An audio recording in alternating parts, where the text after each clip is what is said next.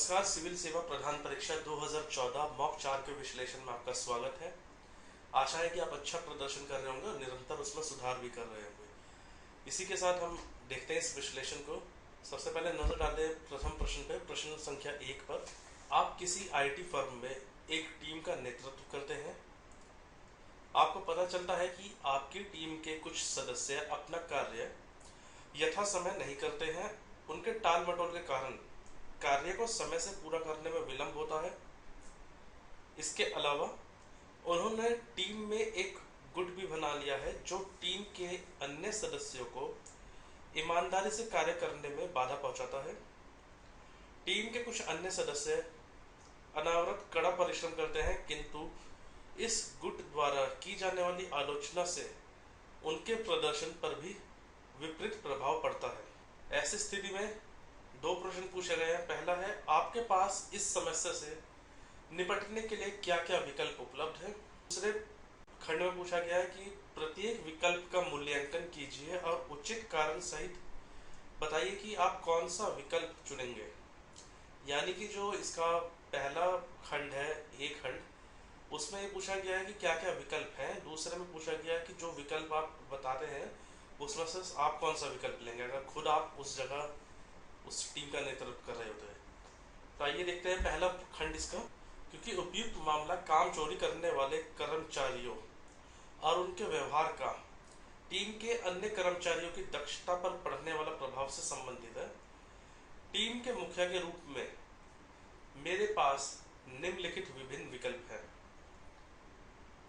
पहला विकल्प, यथा समय कार्य न करने वाले तथा अपने कार्यों से टीम के अन्य सदस्यों के कार्यों पर विपरीत प्रभाव डालने वाले सदस्यों को बर्खास्त किया जा सकता है। यह अत्यधिक कठोर कदम होगा और यह अन्य लोगों के समक्ष अच्छा उदाहरण प्रस्तुत करेगा। यथा समय कार्य ना करने वाले कर्मचारियों को समय से कार्य करने, गुटबंदी ना करने तथा दूसरे कर्मियों के बारे में नकारात्मक टिप्पणी ना करने की चेतावनी दी जा सकती है। यह संतुलित कार्रवाई होगी। यदि इसके बाद भी समस्या हल ना हो तो कठोर कार्रवाई की जा सकती है। तीसरा विकल्प है कि अन्य लोगों के लिए समस्या उत्पन्न करने वाले लोगों की गुटबंदी को तोड़कर उन्हें अलग अलग किया जा सकता है, किंतु इससे टीम के कार्य पर विपरीत प्रभाव पड़ सकता है, क्योंकि टीम के कार्य निष्पादन के लिए समन्वय आवश्यक है। और जो आखिरी विकल्प है वो है, समस्या उत्पन्न करने वाले लोगों से विमर्श करके मामले को हल करने का प्रयास किया जा सकता है। यह सौम्य कार्रवाई होगी और यह सफल नहीं भी हो सकती है। तो ये चार हमारे पास विकल्प हैं।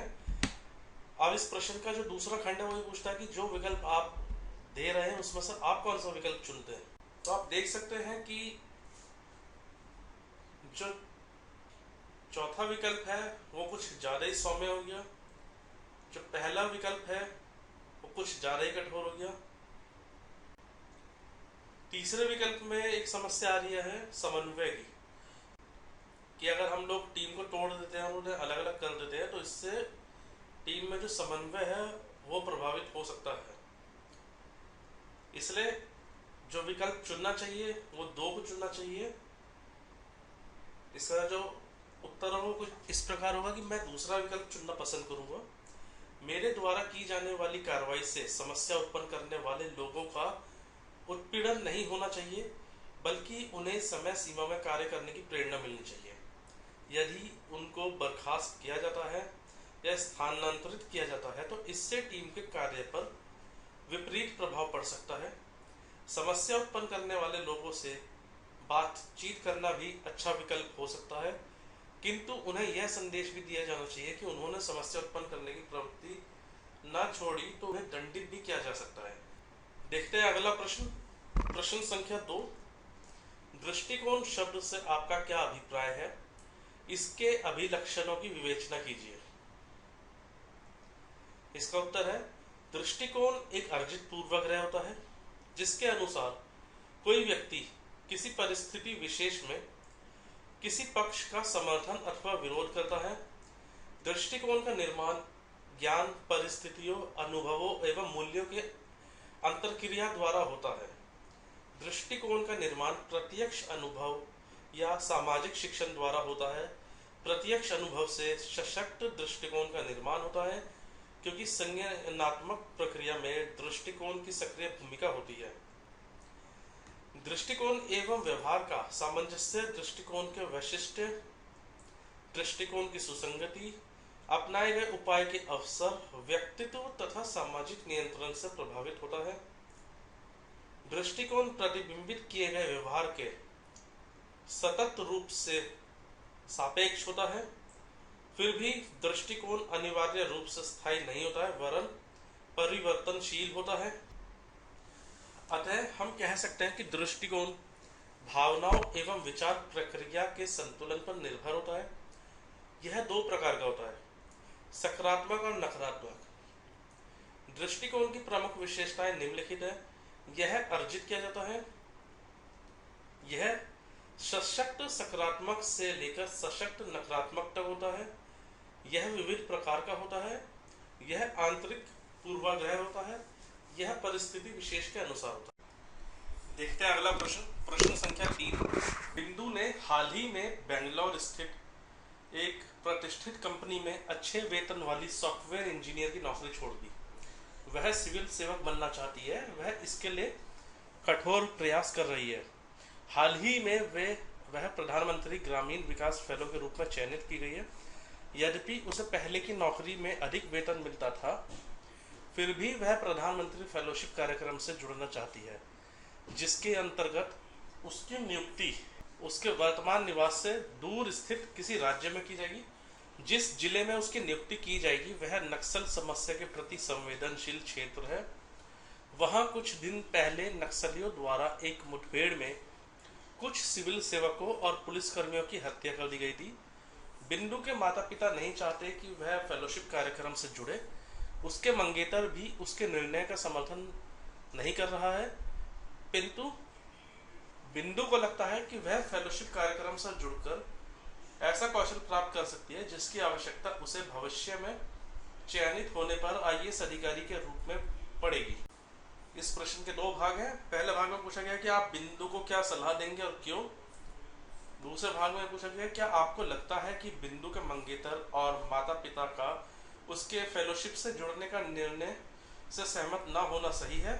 मूल्यांकन कीजिए। पहले भाग में जैसे हम देख रहे हैं कि बिंदु ने एक फेलोशिप में उसका चयन हुआ है और जो उसमें जो कार्य करना है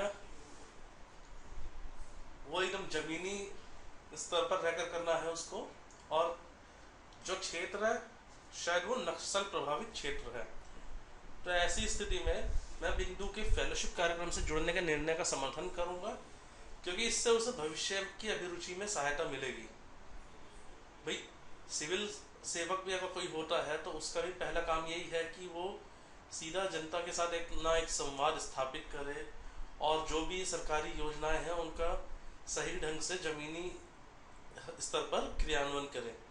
तो उससे इसके भविष्य अभिरुचि में भी सहायता मिलेगी, क्योंकि कल को अगर वो सिविल सेवक अगर चुनी जाती है, सिविल सेवक बनती है, तो ये जो अनुभव उसने लिया है इसका उसको वहाँ भी फायदा मिलेगा। इस नियुक्ति से उसे भारतीय प्रशासनिक सेवा की जटिलताओं को समझने में सहायता मिलेगी। आप इस पर्टिकुलर लाइन को अंडरलाइन भी कर सकते हैं, क्योंकि ये प्रदर्शित करता है उस सेवा की समझ के बारे में कि भारतीय प्रशासनिक सेवा है तो उसकी जटिलताएं क्या हैं। फिर इसके अनुभव का लाभ भविष्य में मिलेगा, ये हम पहली बात कर चुके हैं। बिंदु को अपने निर्णय से यह समझने में भी सहायता मिलेगी कि वह भविष्य में प्रशासनिक सेवा में सहज महसूस करेगी या नहीं, यानी कि एक उसका स्वयं का मूल्यांकन भी इसमें होगा कि भाई वो उस पर्टिकुलर उस प्रशासनिक सेवा के लिए पूरी तरह से काबिल है भी या नहीं है। इससे उसे अपने कौशल तथा प्रशासनिक सेवा में सामंजस्य स्थापित कर पाने की अपनी क्षमता को परखने का भी अवसर मिलेगा। इस कार्यक्रम से जुड़ने के बाद वह तार्किक ढंग से यह निर्णय ले सकेगी कि उसे प्रशासनिक सेवा में चयनित होने के लिए प्रयास जारी रखना चाहिए या फिर छोड़ देना चाहिए। क्योंकि आप जानते हैं कि वो पहले ही किसी सॉफ्टवेयर कंपनी में काम कर रही थी और बहुत उचित वेतनमान पे थी। यदि उसका पहले से ही चयन अगर नहीं हो पा रहा है और इस पर्टिकुलर फेलोशिप में उसका चयन हो गया है, तो उसे इसमें निश्चित तौर पर जुड़ना चाहिए। क्योंकि सरकारी कामकाज में, प्रशासनिक कामकाज में जिस तरह के जो भी कार्य किए जाते हैं, जो भी निर्णय लिए जाते हैं, तो उसको बहुत करीब से जानने का अवसर मिल रहा है इस चीज़ में, इसलिए उसको निश्चित तौर पे फेलोशिप ज्वाइन करनी चाहिए। इसके अतिरिक्त यदि परिस्थिति अनुकूल ना हो तो वह कभी भी फेलोशिप कार्यक्रम छोड़ सकती है, अतः उसे अपने निर्णय के अनुसार कार्य करना चाहिए। दूसरा भाग देखते हैं। दूसरा भाग पूछता है कि क्या आपको लगता है कि बिंदु के मंगेतर और माता पिता का उसके फेलोशिप से जुड़ने के निर्णय से सहमत ना होना सही है? मूल्यांकन कीजिए। देखिए, जहां तक कि बिंदु के माता पिता की बात आती है, तो माता पिता चाहे किसी के भी हो, वे अपने पुत्र या पुत्री की जीवन को जोखिम में बिल्कुल डालना नहीं चाहेंगे, और ये बहुत स्वाभाविक भी है। और मैं समझता हूँ कि आपने, हमने, सबने कभी ना कभी इस चीज़ को महसूस किया भी होगा। और जब बात महिलाओं से संदर्भ में आती है, महिलाओं से संबंधित होती है, तो ये सोच थोड़ा और ज़्यादा सुरक्षात्मक हो जाती है। एक पिता है तो पिता भी अपनी पुत्री के लिए चिंतित होते हैं, भाई है तो भाई भी अपनी बहन के लिए चिंतित होता है, माता भी अपनी पुत्री के लिए चिंतित होती है। तो ये ऐसे पर्टिकुलर सर्कमस्टांसेस में बिंदु को चाहिए कि वह अपने माता पिता को पूरा स्नेहपूर्वक विश्वास दिलाए कि भारत सरकार को उसकी पूरी सुरक्षा प्रदान की जाएगी, उसको प्रॉपर सिक्योरिटी मिलेगी, और वो लगातार उनके संपर्क में रहेगी, फ़ोन के माध्यम से या किसी भी दूसरे अन्य माध्यम से। बिंदु का मंगेतर उसी की पीढ़ी का है, अतः उसे बिंदु की आकांक्षाओं को समझना चाहिए, उसे अधिक प्रौढ़ मानसिकता का परिचय देना चाहिए।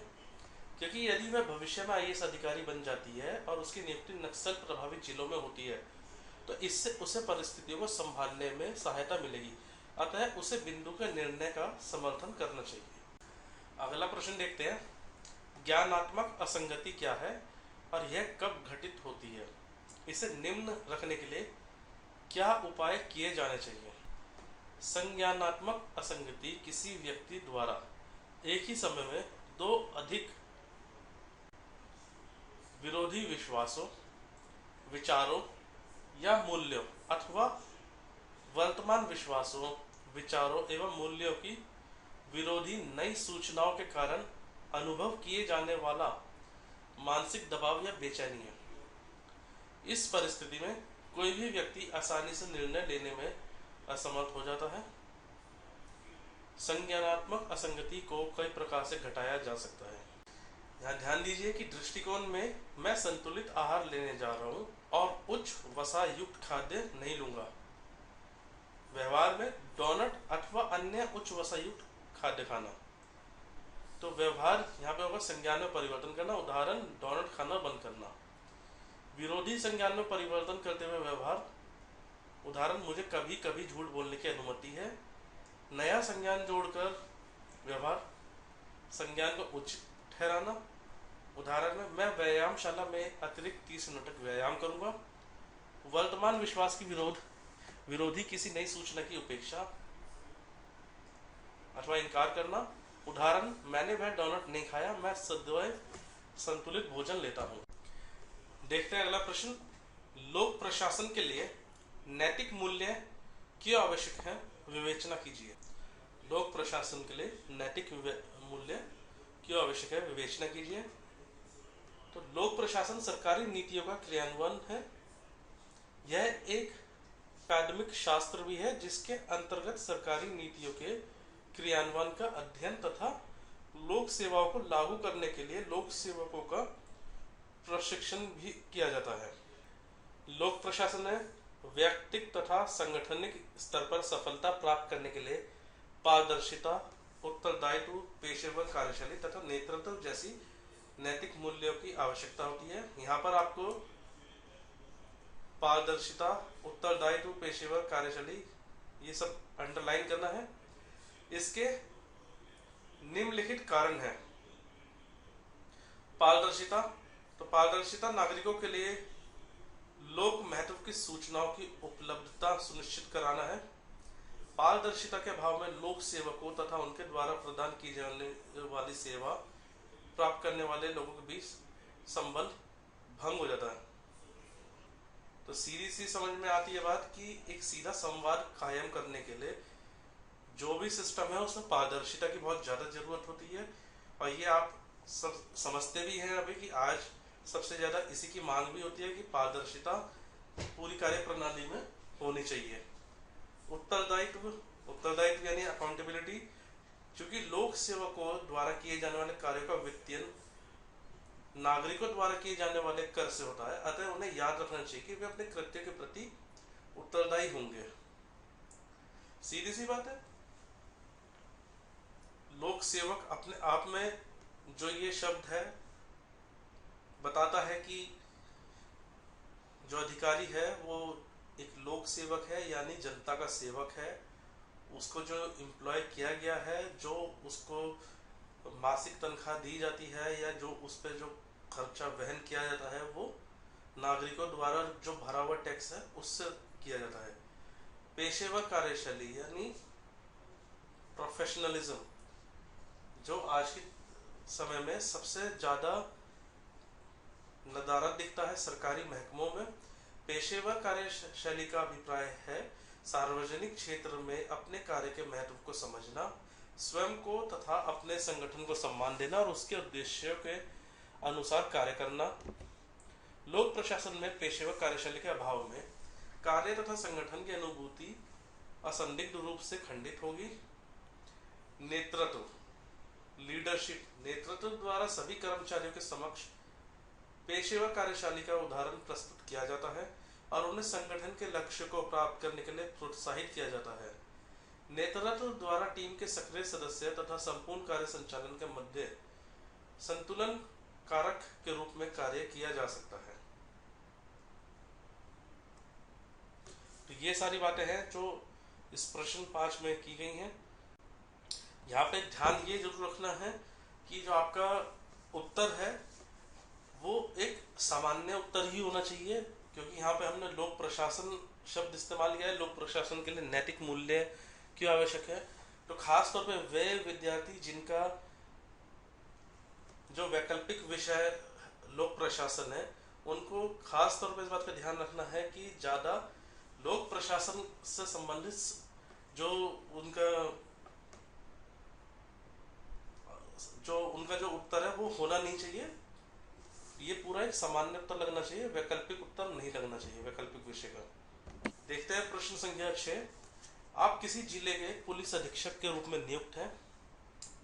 एक लड़की के माता पिता सीधे आपके पास आकर शिकायत करते हैं कि देर रात अपने कार्यालय से लौट रही उनकी पुत्री के साथ कुछ स्थानीय युवकों ने सामूहिक बलात्कार किया है। वे आपसे शिकायत करते हैं कि स्थानीय पुलिस स्टेशन का प्रभारी अभियुक्त युवकों के विरुद्ध मामला दर्ज नहीं कर रहा है।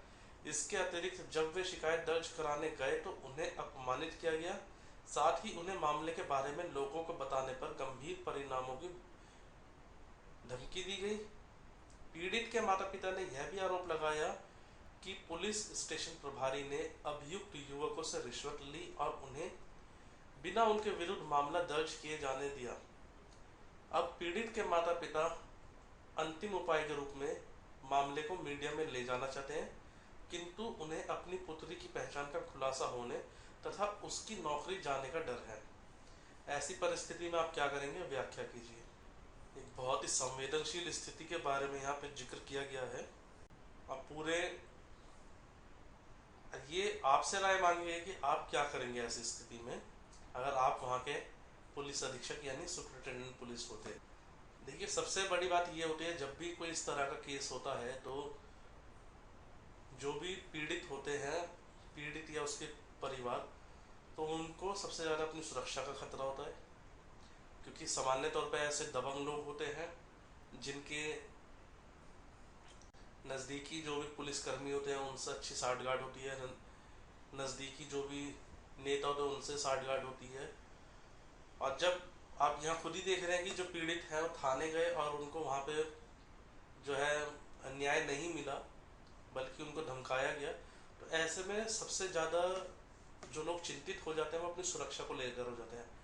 तो ऐसी स्थिति में बलात्कार पीड़िता की रक्षा, सुरक्षा और देखभाल ये सबसे पहले जरूरी है।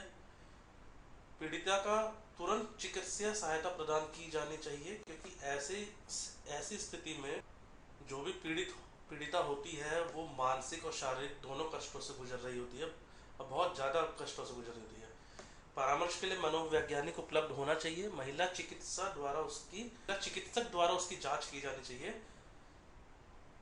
क्योंकि आमतौर पर तभी जो पीड़िता होती है वो ज़्यादा सहज महसूस कर पाएगी अपने आप को।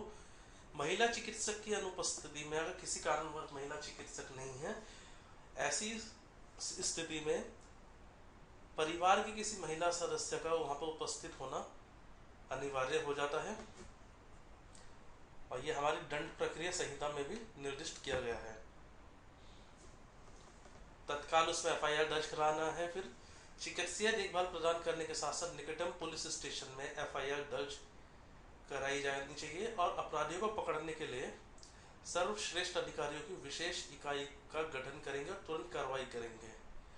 आप देखते भी हैं लोकल स्तर पे भी कई ऐसी इकाइयां होती हैं, जैसे स्पेशल ऑपरेशन ग्रुप, एसओजी बोलते हैं उनको, जो सीधा एसपी के अंडर में ही काम करते हैं या किसी और अन्य अधिकारी के अंडर में काम करते हैं, सीधा उसको ही रिपोर्ट करते हैं। तो ऐसे सर्वश्रेष्ठ अधिकारियों की, अफसरों की एक टीम को इस कार्य के लिए लगाया जाएगा। एसएचओ से इस बात का स्पष्टीकरण मांगेंगे कि एफआईआर दर्ज क्यों नहीं की गई और उनके खिलाफ कार्रवाई क्यों नहीं की गई। सही उत्तर ना मिलने पर एसएचओ को निलंबित करेंगे और उसके खिलाफ अनुशासनात्मक कार्रवाई करेंगे।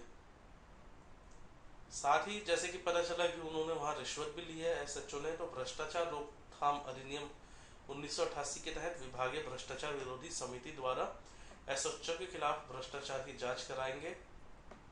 अभिभावकों को भी मनोवैज्ञानिक देखभाल की काफी आवश्यकता ऐसे समय में पड़ती है, तो वो मनोवैज्ञानिक देखभाल अभिभावकों को भी प्रदान कराने की व्यवस्था की जानी चाहिए। साथ ही उनकी बेटी की पहचान उजागर ना हो, क्योंकि सबसे ज्यादा जो चिंता परिवार को होती है वो बेटी की या अपनी खुद की पहचान उजागर होने की होती है। तो इस बात का उनको 100% आश्वासन देना बहुत जरूरी है। यहाँ पे इसको आप अंडरलाइन भी करिए। उसकी नौकरी नहीं जाएगी, क्योंकि सीआरपीसी और भारतीय दंड संहिता के तहत बलात्कार पीड़िता को नौकरी से निकालना गैर कानूनी है।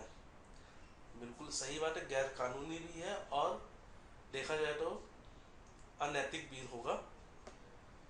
भागे हुए बलात्कारियों और सार्वजनिक अशांति की संभावना को देखते हुए सभी निकटतम पुलिस स्टेशनों को सतर्क रहने के लिए आदेश जारी करने चाहिए, ताकि साथ के साथ ही जिला कलेक्टर को स्थिति की सूचना देना चाहिए और साथ ही बलात्कार पीड़िता को मुआवजा दिलाने का अनुग्रह भी करना चाहिए।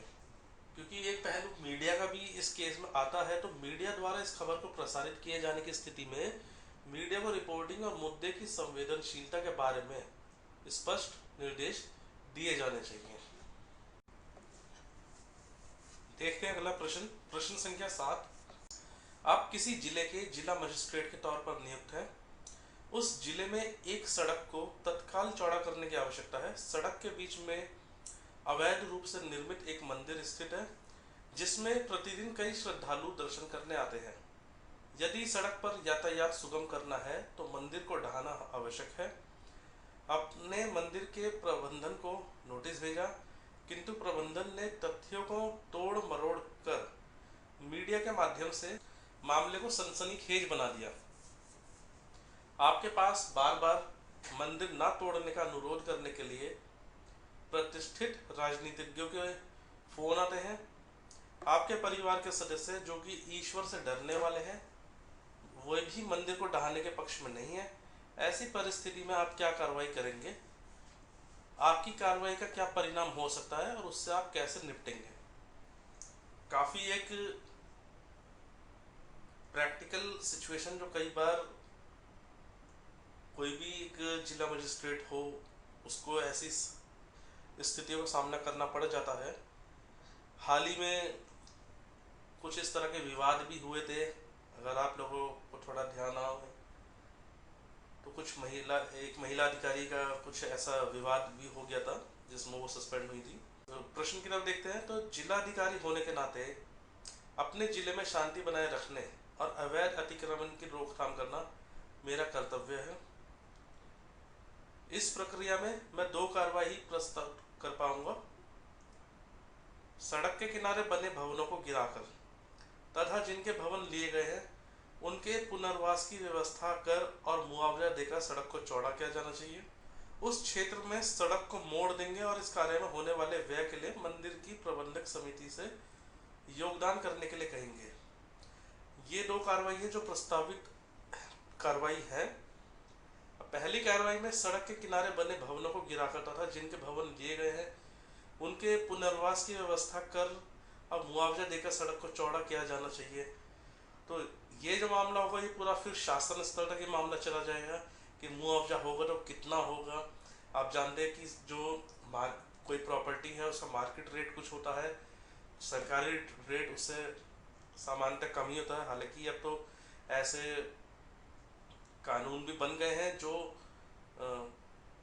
भी पुनर्वास के लिए या जो भी लैंड एक्वायर की जा रही है उसका एक रेट निर्धारित करते हैं, फिर भी वो मार्केट रेट से तो कम ही रहते हैं। और फिर जानते हैं आप कि जब मंदिर बना हुआ है तो जाहिर सी बात है उस मंदिर से जुड़े हुए और भी कई सारे चीज़ें होती हैं, और भी कई सारे उस मंदिर से जुड़े हुए लोग होते हैं जिनकी रोजी रोटी का वहाँ से इंतज़ाम होता है। तो वो लोग भी अपना काम कार्य वहीं पे करते हैं, तो एक कंजस्टेड एरिया तो बन ही जाता है। तो ऐसी चीज़ में कि सड़क के किनारे बने भवनों को गिराकर तथा जिनके भवन लिए गए हैं उनके पुनर्वास की व्यवस्था कर और मुआवजा देकर सड़कों को चौड़ा किया जाना चाहिए। तो ये शासन स्तर का मामला हो जाता है। फिर उस क्षेत्र में सड़क को मोड़ देंगे और इस कार्य में होने वाले व्यय के लिए मंदिर की प्रबंधक समिति से योगदान करने के लिए कहेंगे। तो ये योगदान करने के लिए हम कह सकते हैं, कंपेल नहीं कर सकते हैं, फोर्स नहीं कर सकते हैं। यदि गिराने का निर्णय लिया जाता है तो उसके परिणाम क्या हो सकते हैं? सबसे बड़ा और जो सबसे भयावह है वो है सांप्रदायिक अशांति। धार्मिक समुदाय मेरे और मेरे परिवार पर दबाव डाल सकते हैं, या और उससे भी ज़्यादा बात आगे बढ़ सकती है, राजनीतिक अशांति। मेरे वरिष्ठ मुझ पर मंदिर ना गिराने के लिए दबाव डाल सकते हैं और मुझे पदावनत या स्थानांतरित करने की धमकी दे सकते हैं। मेरे परिवार के सदस्य भी परेशान हो सकते हैं। यदि मंदिर गिराया नहीं जाता है तो दुर्घटनाएं होती रहेंगी और परेशानी झेलते रहेंगे। धर्म के नाम पर अन्य स्थानों पर गैर कानूनी अतिक्रमण को बढ़ावा मिलेगा। अगला प्रश्न देखते हैं, प्रश्न संख्या 8। लोक सेवा में लोक सेवकों के निष्पक्ष बने रहने में क्या चुनौतियां हैं, विवेचना कीजिए।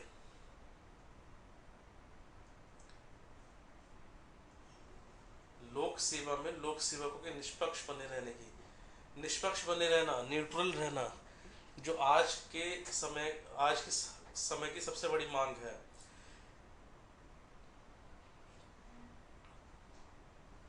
एक प्रभावी, सक्षम और भ्रष्टाचार मुक्त सिविल सेवा के मूलभूत स्तंभों में से एक यह है कि उसे अपने दृष्टिकोण में निडर और निष्पक्ष होना चाहिए। निडर और निष्पक्ष को आप अंडरलाइन कीजिए।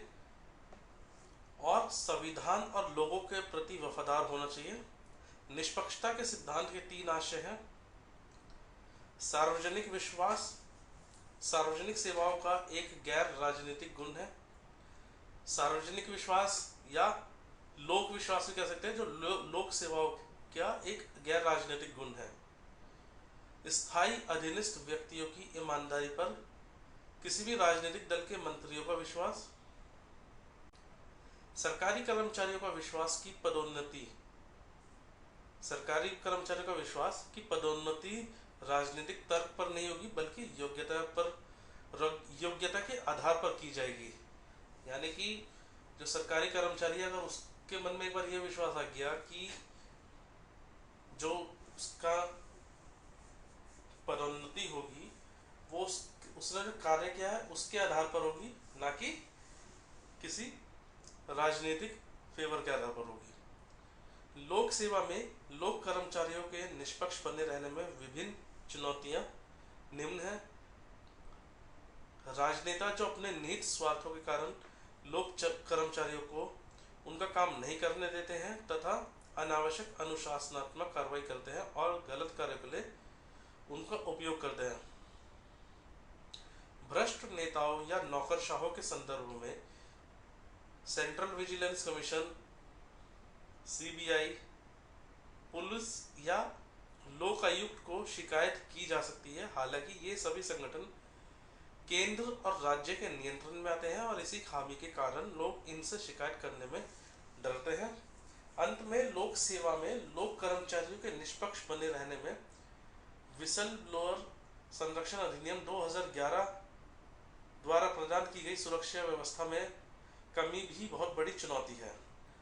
ये हमने देखा ही है, कई केसेस ऐसे हो चुके हैं जिसमें विसल ब्लोअर्स की नुकसान पहुंचाया गया है, यहाँ तक कि उनकी हत्या कर दी गई है। तो विसल ब्लोअर्स की सुरक्षा का भी पूरा व्यवस्था करना ये बहुत बड़ी चुनौती है अपने आप में। देखते हैं अगला प्रश्न।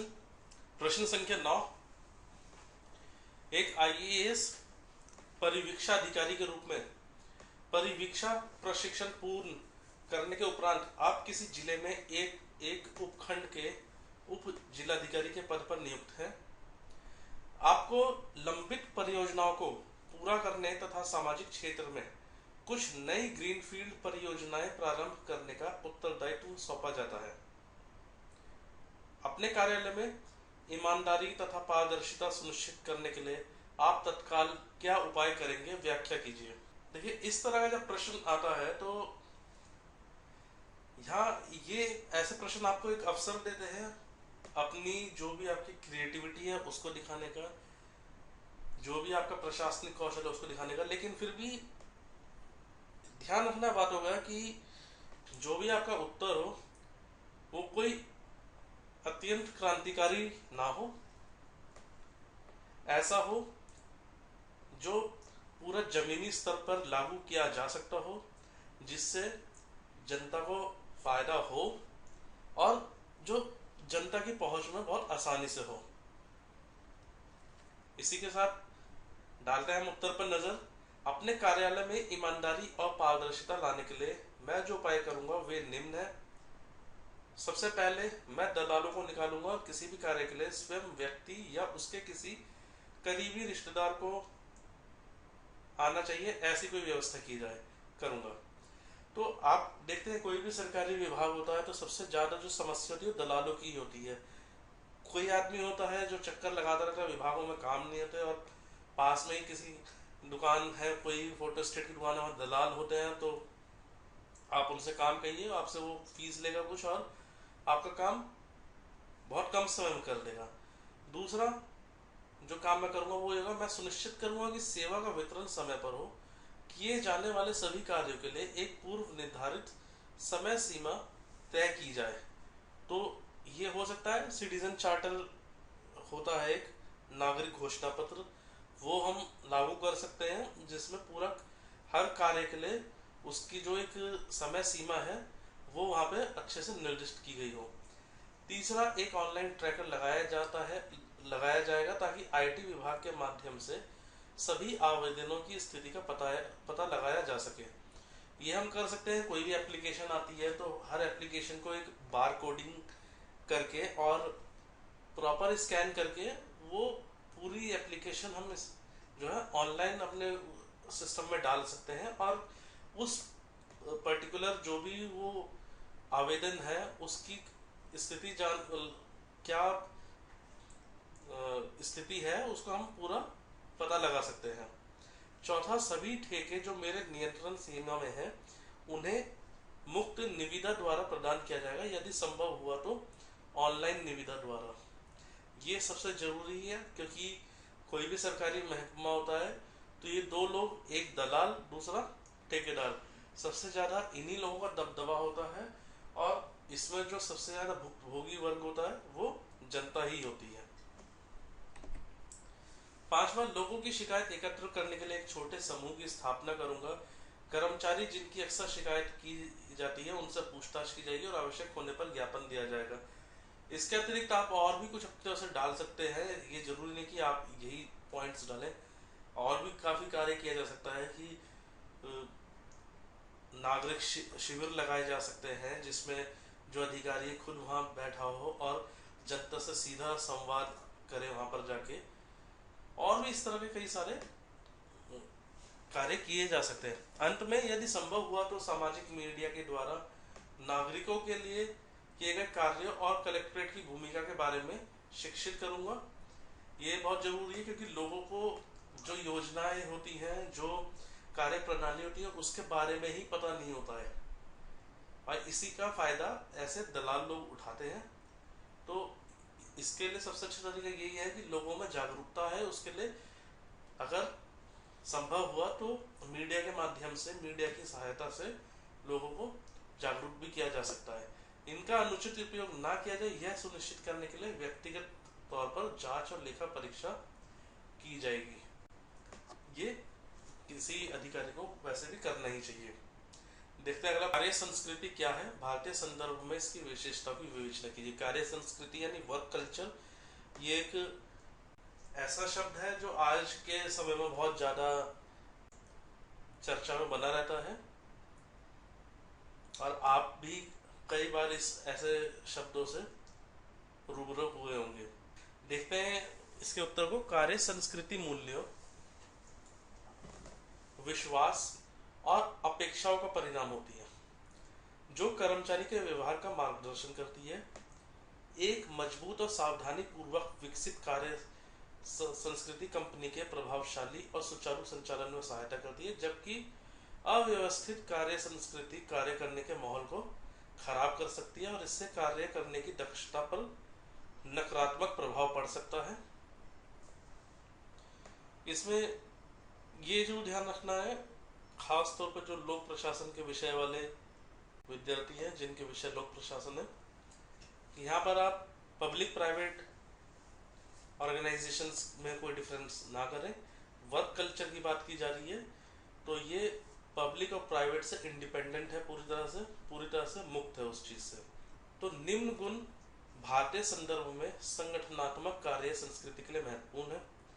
अनुशासन, टीम वर्क और सहयोग, संप्रेषण और विचार विमर्श, व्यक्ति और समूह का सक्रियण स्तर, पहचान, अपनेपन की भावना तथा जिम्मेदारियों की चुनौतियों के प्रति व्यक्तियों और समूह की प्रतिक्रिया, लचीलापन और कार्य में नवाचार, यूनियन और संघ की भूमिका।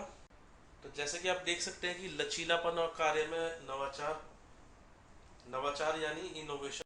इसके अतिरिक्त इन गुणों में जो अनुशासन है, तो अनुशासन किसी भी कार्य संस्कृति का एक आधार होता है और उस अनुशासन को बनाए रखने के लिए, चाहे वो है अनुशासन कार्य को करने के संबंधित हो या आचार विचार से संबंधित हो, अनुशासन आधार है। तो इस पे भी बल दिया जाना चाहिए कि अनुशासन कैसे वहां बनाया जाए। तो ये जितने पॉइंट्स है, अनुशासन, टीम वर्क और सहयोग, इसको थोड़ा सा आप दैनिक उदाहरणों के आधार पर थोड़ा सा इनको समझाकर अपने उत्तर को और अधिक जो है आकर्षित बना सकते हैं। देखते हैं अगला प्रश्न, प्रश्न संख्या 11। लोक सेवा में नागरिकों की संलग्नता को कैसे प्रोत्साहित किया जा सकता है, विवेचना कीजिए। लोक सेवा में नागरिकों की संलग्नता बनाई जा रही नीति की गुणवत्ता में सुधार करने, इससे और अधिक व्यवहारिक एवं प्रासंगिक बनाने और सुनिश्चित करने में मदद करती है कि सेवाओं को अधिक प्रभावी और कुशल तरीके से वितरित किया जा रहा है। विभिन्न तरीके से लोक सेवा में नागरिकों की संलग्नता को बढ़ाया जा सकता है, जैसे कि ई गवर्नेंस के सेटअप को मजबूत करके, सेवाओं की समयबद्ध वितरण करके एवं नौकरशाही को कम करके शासन तंत्र को अधिक नागरिक अनुकूल बनाया जा सकता बनाकर। जैसे कि पिछले प्रश्न में बात हुई थी, अभी एक सिटीजन चार्टर हम बना सकते हैं। ई गवर्नेंस से अगर संबंधित बात है तो आजकल कई कलेक्ट्रेट्स में इंफॉर्मेशन कियोस्क बने हुए हैं टच स्क्रीन कियोस्क बने हुए होते हैं, वहाँ पे आप जाइए, वहाँ पूरी जानकारी आपको मिलेगी कि अगर आपको राशन कार्ड बनवाना है तो कौन से रूम नंबर पे आपको जाना है, संबंधित अधिकारी का नाम वहाँ पे लिखा हुआ होगा, वहाँ पे आप जाकर पूरा जानकारी ले सकते हैं। इसके अतिरिक्त आजकल ऐसा भी होता जा रहा है कि आपको एसएमएस के माध्यम से पता चल जाता है कि कब जो आपको सेवाएं दी जानी है, जैसे कि गैस सिलेंडर्स के वितरण की बात होती है, या जो राशन से संबंधित जो अनाज वितरण किया जाता है, तो उसको भी जानकारी आज जो है एसएमएस से मिलता है। तो ये सारे जो उदाहरण है, ये नागरिक जो प्रशासन है उसको नागरिक के अनुकूल बनाने का एक उदाहरण प्रस्तुत करता है। इसके अतिरिक्त आरटीआई को और अधिक मजबूत और सहज बनाकर नागरिकों को आप सशक्त बना सकते हैं। विधायिका द्वारा कानून में हुए नवीनतम बदलाव के बारे में सूचित करके किया जा सकता है। बड़े पैमाने पर मीडिया का प्रयोग करके, उदाहरण के लिए जैसे कि प्रधानमंत्री द्वारा चलाया जा रहा स्वच्छ भारत अभियान, इसमें आप देख ही रहे हैं कि मीडिया का कितना अच्छे से इस्तेमाल किया जा रहा है, सेलिब्रिटीज को पार्टिसिपेट कर रहे हैं, जिससे लोगों को प्रोत्साहन मिल रहा है कि वो स्वच्छ भारत अभियान का एक हिस्सा बने। और ये एक ऐसा अभियान है जिसमें आप भी अपने आसपास बदलाव निश्चित तौर पर देख रहे होंगे। देखते हैं अगला प्रश्न। प्रश्न संख्या 12। आप किसी विकास खंड के खंड विकास अधिकारी हैं। आपको एक ग्राम सभा की बैठक में सम्मिलित होने के लिए किसी पंचायत सचिव द्वारा आमंत्रित किया गया है। बैठक पंचायत को झोपड़पट्टी मुक्त बनाने के उद्देश्य से गरीबों को पक्का आवासीय भवन के आवंटन के लिए आहूत की गई है। बैठक के दौरान एक अत्यधिक वृद्ध विधवा आपके पास आती है और आपसे कहती है कि वह एक जर्जर झोपड़ी में रहती है जो कि गिरने ही वाली है। गांव में कोई उसका संबंधी नहीं है और वह बिल्कुल अकेली है। संवेदना के कारण जब आप उसे एक मकान भवन आवंटित करने ही वाले थे, तभी पंचायत सचिव ने खुलासा किया कि कुछ वर्ष पूर्व उसे एक भवन आवंटित किया गया था जिसे उसने अपने पति का कर्ज चुकाने के लिए बेच दिया। कुछ अन्य ग्रामीण भी उसे दूसरा भवन आवंटित करने पर आपत्ति करते हैं। विधवा अत्यधिक वृद्ध है और आपसे सहायता की प्राय भीख मांग रही है। पंचायत नियमों के अनुसार उसके द्वारा पहले आवंटित भवन का विक्रय करना अवैध था। वह कहीं जा नहीं सकती है। सरकार के निर्देश अनुसार वह झोपड़ी में नहीं रह सकती है। ऐसी परिस्थिति में आप क्या कार्रवाई करेंगे? अपने द्वारा की जाने वाली कार्रवाई का औचित्य सिद्ध कीजिए। तो आप देख सकते हैं कि कितना दुविधापूर्ण ये स्थिति हो सकती है, और वाकई एक संवेदना भी अपनी जगह है, और जो कार्य करना है, निष्पक्ष तरीके से कार्य करना है, हम पहले बात कर चुके हैं, वो भी देखना है। ऐसी दो स्थिति में जब कोई अधिकारी फंस सकता है तो वाकई अंदाजा लगाना बहुत मुश्किल हो सकता है कि उसका कितनी समस्या का सामना करना पड़ रहा होगा। देखते हैं इससे संबंधित उत्तर को। उपयुक्त परिस्थिति नैतिक द्विविध की है क्योंकि निष्पक्षता तथा संवेदना में विरोधाभास है।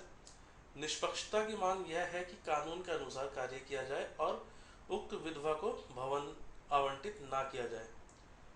संवेदना की मांग यह है कि उस महिला, चूंकि वह अत्यधिक वृद्ध है, को अपवादात्मक आधार पर भवन आवंटित किया जाए।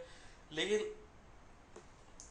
इसका एक नकारात्मक प्रभाव ये भी हो सकता है कि जो गांव में और लोग हैं उनको इस बात का प्रोत्साहन मिल सकता है।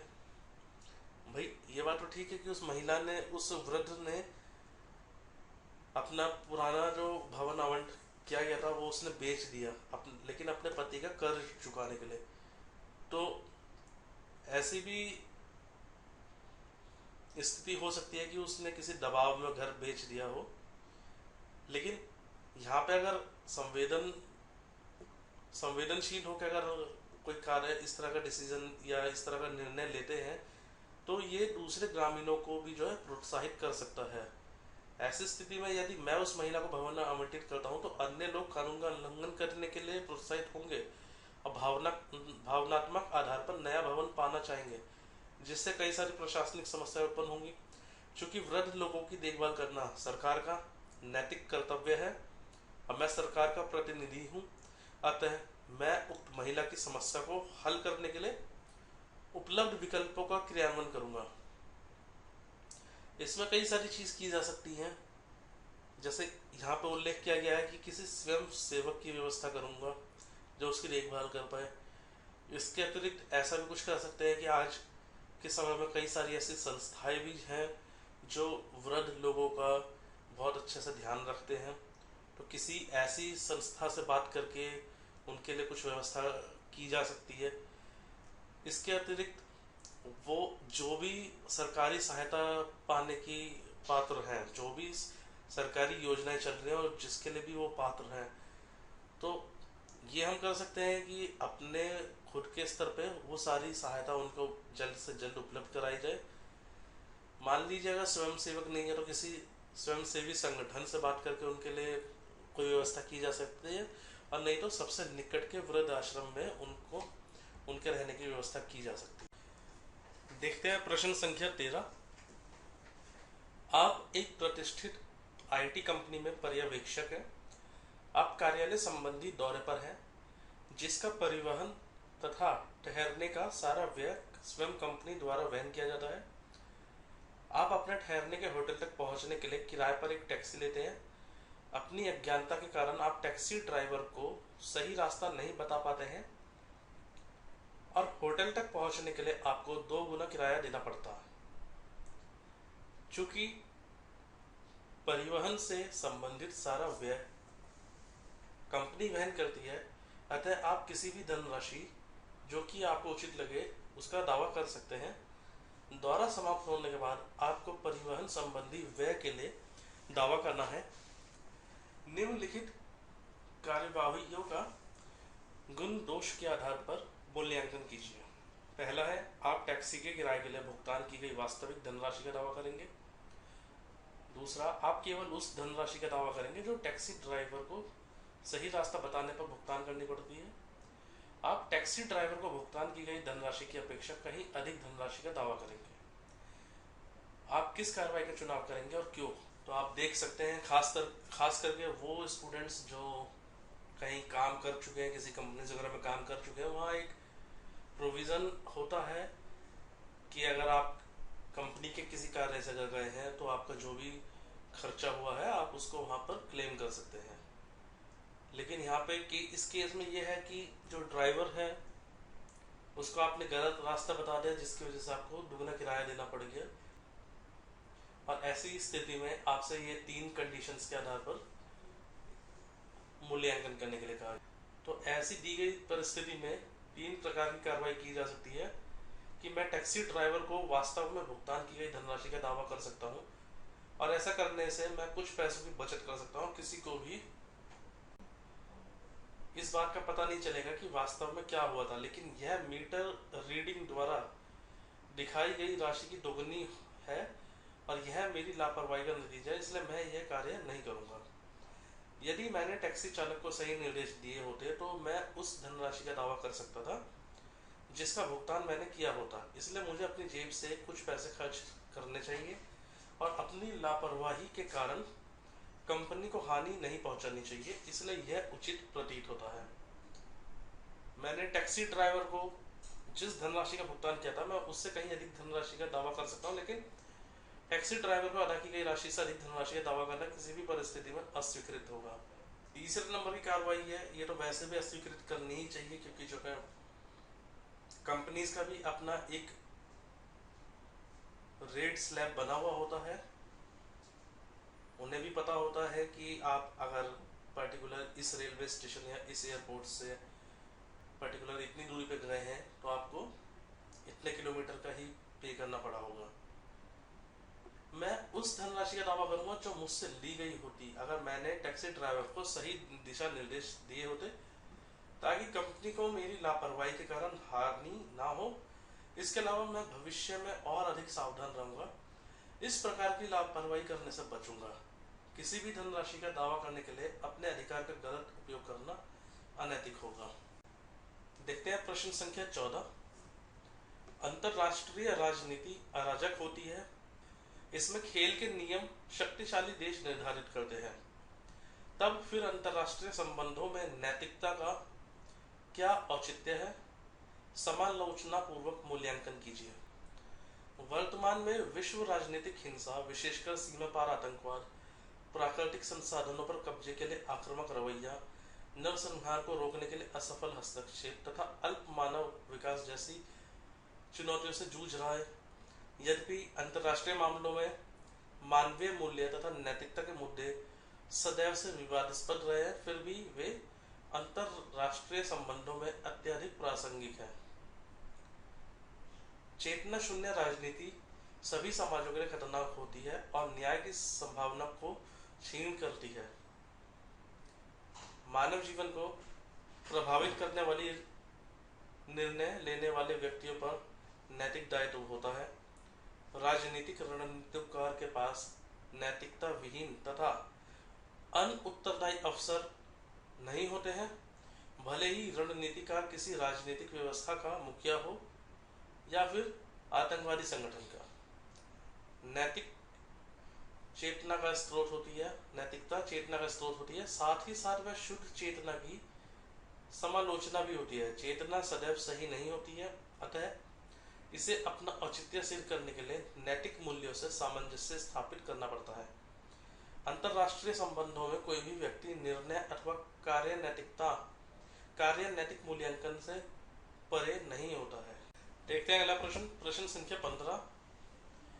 आप किसी खेल प्रतियोगिता में एक खिलाड़ी के रूप में अपने देश का प्रतिनिधित्व कर रहे हैं। आप 200 मीटर की दौड़ में भाग लेते हैं और प्रतियोगिता जीत जाते हैं। दौड़ते समय आपने जानबूझकर एक खिलाड़ी के पीछे से हल्का सा धक्का दिया और वह गिर पड़ा। इस बारे में कोई जान नहीं पाया और आपको प्रथम पुरस्कार मिला। नीचे कुछ कार्रवाइयों के सुझाव दिए गए हैं। प्रत्येक कार्रवाई का गुण दोष के आधार पर मूल्यांकन कीजिए। ए, आप चुप रहेंगे। बी, आप उस खिलाड़ी से खेद प्रकट करेंगे किंतु उससे मामले को भूल जाने के लिए कहेंगे। आप अपनी गलती स्वीकार करेंगे और दिए जाने वाले दंड यदि कोई हो उसके लिए तैयार रहेंगे। अनिवार्य रूप से उपरोक्त विकल्पों तक सीमित ना रहते हुए आप क्या करेंगे और उसका उचित कारण भी बताइए।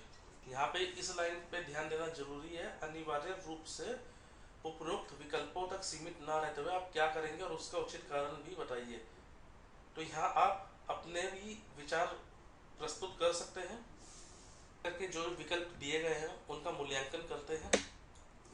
चुप रहना सबसे आसान विकल्प है, इससे मेरा देश भी शर्मिंदा नहीं होगा, किंतु यह अनुचित तथा खेल की भावना के विपरीत है। बिल्कुल सही बात है, देश तो शर्मिंदा होगा ही, लेकिन कहीं ना कहीं आत्मग्लानि भी रहेगी और जो खेल की भावना है उसके तो बिल्कुल विपरीत है ही, क्योंकि जो आप जीते हैं गेम को, वो जीते हैं आप धोखा करके ही। खिलाड़ी से खेद प्रकट करना अंतरात्मा की अभिव्यक्ति है, साथ ही उससे मामले को भूल जाने के लिए कहने से मेरा देश भी शर्मिंदा होने से बच जाएगा, किंतु यह भी समुचित नहीं है क्योंकि खिलाड़ी से मामले को भूल जाने के लिए कहना अनैतिक तथा अगखचरा उपाय होगा। अपनी गलती को स्वीकार करना तथा मिलने वाला दंड यदि कोई हो के लिए तैयार रहना सर्वाधिक उपयुक्त विकल्प प्रतीत होता है। चूंकि मेरा कार्य खेल की भावना के विपरीत है, अतः मैं अपनी गलती स्वीकार करूंगा और दंड के लिए तैयार रहूंगा। मैं अपने कृत्य के लिए दंड का पात्र हूँ। पुरस्कार अपेक्षाकृत अधिक योग्य खिलाड़ी को मिलना चाहिए, यद्यपि मेरी संस्कृति से मेरे देश को शर्मिंदा होना पड़ेगा। इससे मेरे विरुद्ध प्रतिबंध लग सकते हैं और मेरी सामाजिक प्रतिष्ठा को क्षति पहुंच सकती है। मैं अंतिम विकल्प चुनूंगा क्योंकि इसमें सर्वोपरि खेल की भावना बनी रहेगी। इसके साथ ये विश्लेषण समाप्त होता है। अगले मौके के लिए आपको शुभकामनाएं। धन्यवाद।